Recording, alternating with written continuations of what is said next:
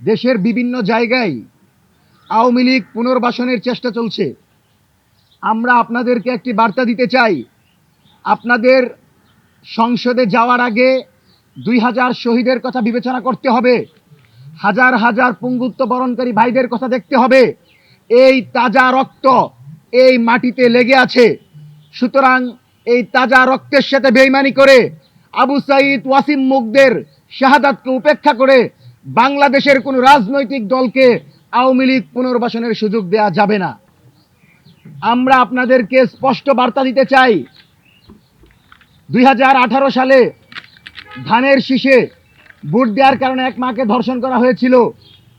আমরা দেখতে পেলাম বিএনপি সরকার গঠনের পর শাপলাকলিতে ভোট দেওয়ার কারণে এক মাকে ধর্ষণের অভিযোগ উঠেছে।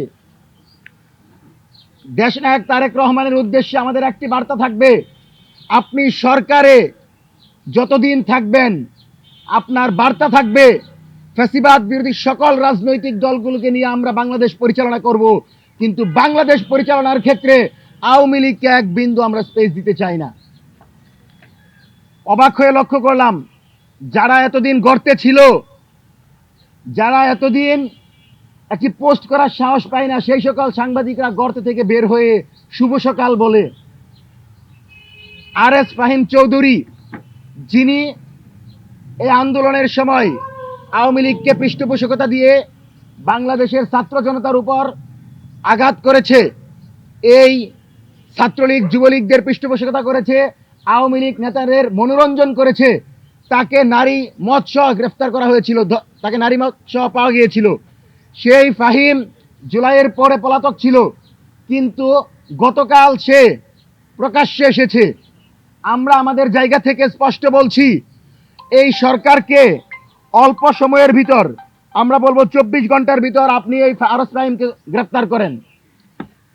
পাশাপাশি আমরা দেখেছি আমাদের শহীদ মিনার, যেই শহীদ মিনার থেকে আমরা স্লোগান দিয়েছিলাম দিল্লি না ঢাকা, ঢাকা ঢাকা, যেই শহীদ মিনার থেকে আমরা স্লোগান দিয়েছিলাম দিল্লির গোলামির দিন শেষ, স্বাধীন সার্বভৌম নয়া বাংলাদেশ, সেই শহীদ মিনারে আমরা দেখতে পেয়েছি শেখ হাসিনার নাম নিয়ে শ্রদ্ধাঞ্জলি দিয়েছে। 26শে মার্চ যদি তোরা আসস, দেখবি খেলা কাকে বলে। বাঁশের লাঠি তৈরি করে সরকার যদি তাদের বিরুদ্ধে পদক্ষেপ না নেয়, বাঁশের লাঠি তৈরি করে এদেরকে যেখানেই পাবো সেখানে গণধুলাই দিয়ে এদেরকে আমরা কারাগারে নিক্ষেপ করব। 26শে মার্চ তাদেরকে আসার আহ্বান জানাচ্ছি।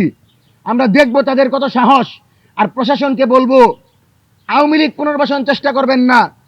হাজার হাজার চেকপোস্ট, আমি যাচ্ছি আমাকে বাধা দিচ্ছে বিভিন্ন জায়গায়, কিন্তু হাসিনার শ্রদ্ধাঞ্জলি নিয়ে বেদিতে পর্যন্ত পৌঁছে গেল, কিন্তু পুলিশের চোখে পড়ে নাই।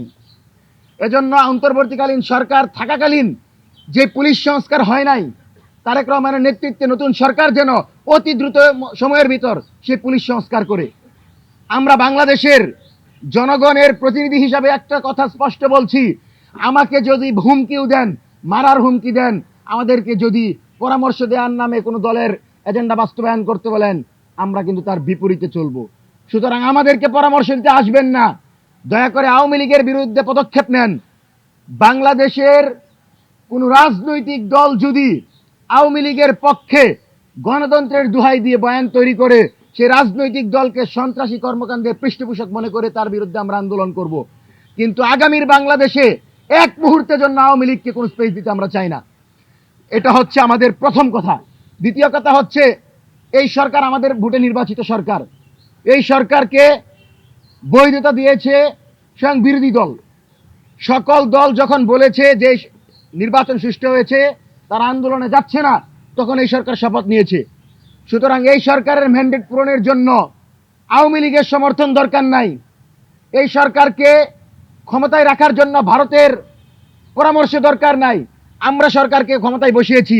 সুতরাং এই সরকারের উপদেষ্টা যদি সমঝোতার ভিত্তিতে চাঁদা নেওয়ার কথা বলে, তাহলে তাকে আমরা বলতে চাই, আপনি চাঁদাবাজি আর টেন্ডারবাজিকে সমর্থন করে 6 মাস সেই মন্ত্রী পরিষদে থাকতে পারবেন না। কারণ এই মন্ত্রী পরিষদ ততক্ষণ আমাদের বৈধতাই থাকবে যতক্ষণ এই মন্ত্রী পরিষদ মনে করবে যে আমরা জুলাইয়ের রক্তে দেওয়ার মাধ্যমে, আবু সাঈদ ওয়াসিমের রক্তের মাধ্যমে, শাপলা পিলখানার দীর্ঘ আন্দোলনের মাধ্যমে আমরা ক্ষমতায় এসেছি। এই মন্ত্রী পরিষদের সুশীল উপদেষ্টা যখন ইনসাফ ইনকিলাবের মতো শব্দগুলোকে নিয়ে কটাক্ষ করে তাদেরকে বলে দিতে চাই, যখন জেল থেকে বের হয়ে কান্না করে বলছেন আরে মাসুম বাচ্চাদের জন্য আমরা বের হইতে পারছি, সেই মাসুম বাচ্চাদেরকে উপেক্ষা করে আপনি ইনকিলাব জিন্দাবাদকে কটাক্ষ করেন, আপনি ইনসাফকে কটাক্ষ করেন। শহীদ প্রেসিডেন্ট জিয়াউর রহমান যে বললাম আমি, এখানে কি বিদেশি শব্দ নাই? এখানে কি আরবি শব্দ নাই?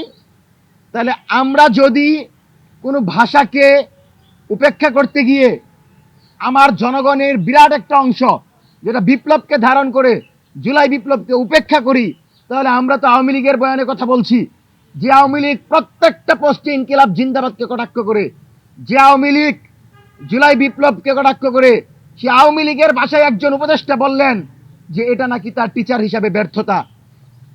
টিচার হিসাবে আপনি এই কারণে ব্যর্থ যে আপনি গোলামীর স্লোগান আমাদেরকে শিক্ষা দিয়েছেন, আপনি মুজিববাদী স্লোগানকে সমর্থন দিচ্ছেন, আপনি ৭১-এর দোহাই দিয়ে বাংলাদেশে মুজিববাদকে ফেসিবাদকে সমর্থন করছেন।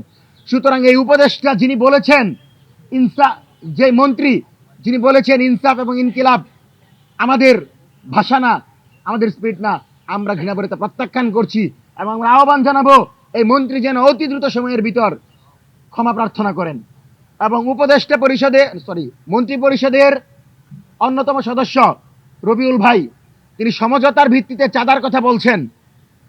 আপনি এখন চিড়িয়াখানার দিকে যান, চাঁদা নিচ্ছে, স্লিপ দিচ্ছে, জিজ্ঞেস করলে সে বিএনপির অমুক দলের নেতা।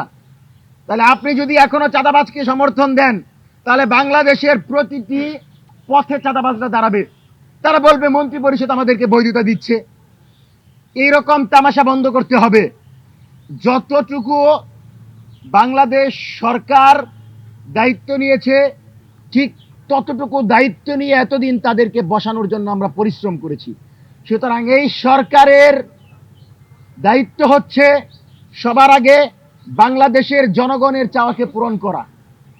কোনোভাবেই বাংলাদেশের সমঝোতার ভিত্তিতে, আপোষের ভিত্তিতে চাঁদাবাজি চলবে না।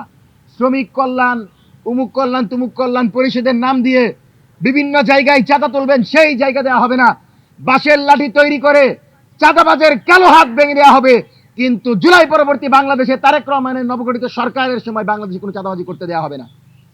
পাশাপাশি